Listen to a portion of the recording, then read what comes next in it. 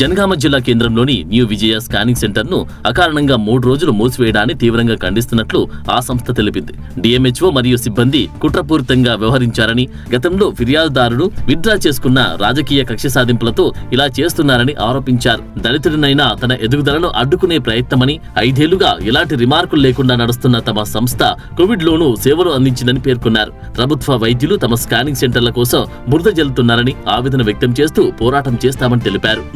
వచ్చే రేడియాలజిస్ట్ అందరూ at least 5 to 10 years experience ఉన్న వాళ్ళు వస్తారు, మళ్ళీ రిపోర్టింగ్ ఇవ్వడం జరుగుతుంది.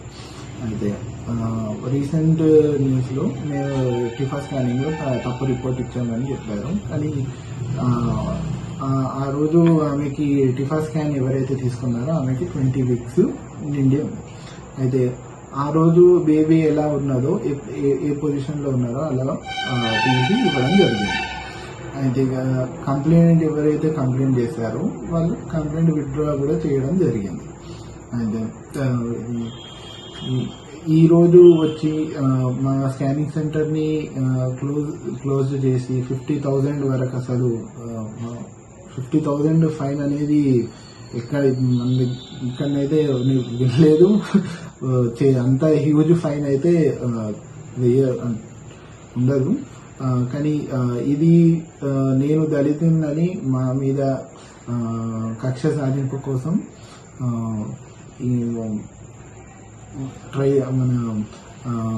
కొందరు కావలసుకునే మాపై కుట్ర సాధింపు కోసము ఇది చేయడం జరుగుతుంది. ఇది ముమ్మాటికి కుట్రనే. దీన్ని మేము ఎంత పై అధికారుల వరకు వెళ్ళి మేము ఫైట్ చేస్తాము.